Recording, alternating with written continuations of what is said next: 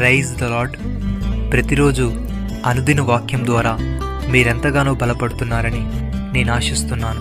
అలాగే మీరు కనుక మన యూట్యూబ్ ఛానల్ని క్రొత్తగా వీక్షిస్తున్నట్లయితే మన యూట్యూబ్ ఛానల్ని సబ్స్క్రైబ్ చేయండి, ఇతరులకు షేర్ చేయండి.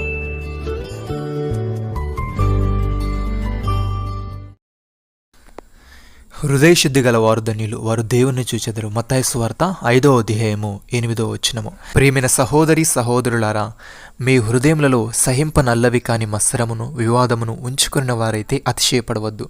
సత్యమునకు విరోధముగా అబద్ధమాడవద్దు. ఈ జ్ఞానం పైనుండి దిగివచ్చినది కాక భూ సంబంధమైనదియు ప్రకృతి సంబంధమైనదియు దయ్యముల జ్ఞానం వంటిదై ఉన్నది. ఏలైనగా మత్సరమును వివాదమును ఎక్కడ ఉండునో అక్కడ అల్లరియు ప్రతి నీచ కార్యముండును.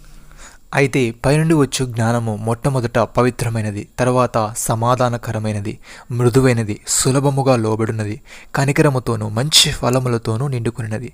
నీతి ఫలము సమాధానము చేయు వారికి సమాధానమందు విత్తబడును. భక్తుడి విధంగా అంటున్నాడు, మనము కొంతమట్టుకు ఎరుగుదుము, కొంతమట్టుకు ప్రవచించుచున్నాము గాని పూర్ణమైనది వచ్చినప్పుడు పూర్ణము కానిది నిరర్ధకమగును. నేను పిల్లవాడినై ఉన్నప్పుడు పిల్లవాని వలె మాటలాడి తిని, పిల్లవాని వలె తలంచుతని, పిల్లవాని వలె యోచించుతని. ఇప్పుడు పెద్దవాడినై పిల్లవాని చేష్టలు మానివేసి తిని. ఇప్పుడు అద్దంలో చూచినట్టు సూచనగా చూచుచున్నాము, అప్పుడు ముఖాముఖిగా చూతుము. ఇప్పుడు కొంతమట్టికి ఎరిగి ఉన్నాను, అప్పుడు నేను పూర్తిగా ఎరుగబడిన ప్రకారము పూర్తిగా ఎరుగుదును.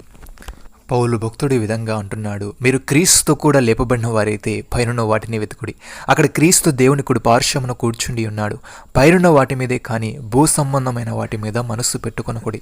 ఏలే అనగా మీరు మృతి పొందితిరి, మీ జీవము క్రీస్తుతో కూడా దేవునియందు దాచబడి ఉన్నది. మనకు జీవమై ఉన్న క్రీస్తు ప్రత్యక్షమైనప్పుడు మీరును ఆయనతో కూడా మహిమయందు ప్రత్యక్షపరచబడుదురు. ప్రియమైన సహోదరి సహోదరులారా, మీరు క్షయ బీజము నుండి కాక శాశ్వతమగు జీవము గల దేవుని వాక్యమూలముగా అక్షయ బీజము నుండి పుట్టింపబడినవారు గనుక నిష్కపటమైన సహోదర ప్రేమ కలుగునట్లు మీరు సత్యమునకు విధేయులొకటి చేత మీ మనసులను పవిత్రపరుచుకున్న వారై ఉండి ఒకరినొకడు హృదయపూర్వకముగాను మికుటముగాను ప్రేమించుడి.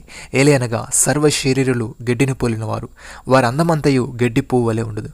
గడ్డి ఎండును, దాని పువ్వును రాలును, అయితే ప్రభు వాక్యము ఎల్లప్పుడూ నిలుచును. నమ్మిన వారు నాతో కలిసి ప్రార్థనలో ఏకీభవించండి.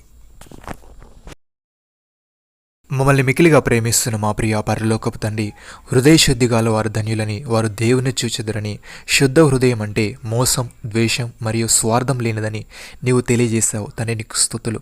మా హృదయంలో సహింపనల్లవి కాని మత్సరమును వివాదమును ఉంచుకొనక, అతిశయపడక, సత్యమునకు విరోధముగా అబద్ధమాడక, పైనుండి వచ్చు జ్ఞానమును పొందుకునే వారముగా ఉండుటకు సహాయము దయచేయమని, మేము క్షయబీజము నుండి కాక శాశ్వతమగు జీవము గల నీ వాక్యమూలముగా అక్షయ బీజము నుండి పుట్టింపబడిన వారము కనుక నిష్కపటమైన సహోదర ప్రేమ కలుగునట్లు మేము సత్యమునకు విధేయులొకటి చేత మా మనసులను పవిత్రపరచుకున్న వారమై ఉండి ఒకరికొకరము హృదయపూర్వకముగాను మికుటముగాను ప్రేమించే వారముగా ఉండుటకు కృపచూపమని ప్రభువైన యేసుక్రీస్తు నామములో ప్రార్థిస్తున్నాము తండ్రి. ఆమేన్.